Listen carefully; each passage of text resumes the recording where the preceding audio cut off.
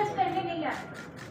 हमारा पर्पस सिर्फ इतना है कि जो फैक्ट्स सामने आए हैं उनके बेसिस पर एक फेयर, ट्रांसपेरेंट और लीगली साउंड इन्वेस्ट। वो स्टोव बर्स्ट होने की वजह से जो ब्राइड थी वो जल गई थी और उससे उसकी डेथ हो गई। तो इसको सेक्शन 306 ऑफ आईपीसी के अंदर रजिस्टर कर दिया गया था, जिसमें कहते हैं अबेटमेंट टू कमिट सुसाइड। अब इसमें प्रॉब्लम ये आई कि कोर्ट ने जब पूरा डिटेल एनालिसिस किया तो वहां पे कोर्ट के सामने आया कि इसमें तो एक कॉन्स्पिरेसी थी, उसको मारा गया था। वो जो स्टोव था वो सिर्फ उसी पर्पस के लिए खरीदा गया था, एक बार बस यूज हुआ था जिसमें उसकी ब्राइड की डेथ हो गई। तो सेशन कोर्ट के ऑर्डर को रिवर्स कर दिया।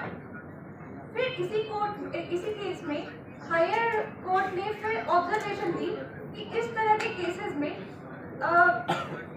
क्योंकि ये प्रूव करना बहुत मुश्किल होता है कि लोगों की इन्वॉल्वमेंट क्या रही और ये मर्डर है या आईपीसी जिसमें कहते हैं हैरासमेंट ड्यू टू डाउरी।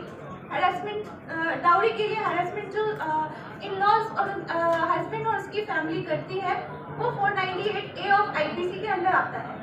और section 304B of IPC specially dowry death के लिए बनाया गया, क्योंकि ये जो 306 के अंदर हम प्रूव नहीं कर सकते कि ये डाउरी की वजह से डेथ हुई है या मर्डर है, क्या है हम प्रूव नहीं कर सकते, उनकी वजह से डेथ हुई है। ठीक है, अब अगर हम प्रेजेंट केस की बात करें तो ये मैटर रजिस्टर हुआ है क्योंकि अब हमारा बीएनएस आ गया है आईपीसी की जगह पे, भारतीय न्याय संहिता। तो इसमें सेक्शन 80 ऑफ बीएनएस के अंदर ये केस रजिस्टर हुआ है। इस केस के पूरे फैक्ट्स को जब देखेंगे तो सर्कमस्टेंसेस ऐसे हैं कि हम इस वर्जन पर हम सवाल उठाते हैं कि ये जो वर्जन बताया जा रहा है कि दम घुटने से डेथ हो सकती है किसी की, ये थोड़ा फिशी लगता है। नॉर्मली जैसे किसी को अगर स्मोक की वजह से सफोकेशन होती है तो वो इंसान क्या करता है, सबसे पहले वो उठने की कोशिश करता है, वो थोड़ा करवट बदलता है, भागने की कोशिश करता है, लेकिन वो नॉर्मल पोजीशन में ऐसा लाई डाउन करता हुआ नहीं मिलेगा किसी भी सिचुएशन मैटर में। और इसके लिए हम साइंटिफिक इन्वेस्टिगेशन के थ्रू वेरीफाई करना इसके लिए जरूरी है, और इसी वजह से हम विस्रा और एफएसएल रिपोर्ट का वेट कर रहे हैं।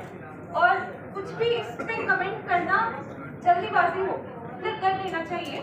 अगर उन्होंने सरेंडर नहीं किया है तो पुलिस के पास सारी पावर्स है इनको ट्रेस करके अरेस्ट करने की। हम इंतजार कर सकते हैं, हम रोक दिखा सकते हैं सिस्टम में। बाकी इसमें ऐसा हुआ उसके बाद कि पुलिस हमारा बिल्कुल सपोर्ट नहीं करता। घटना कब की है सर?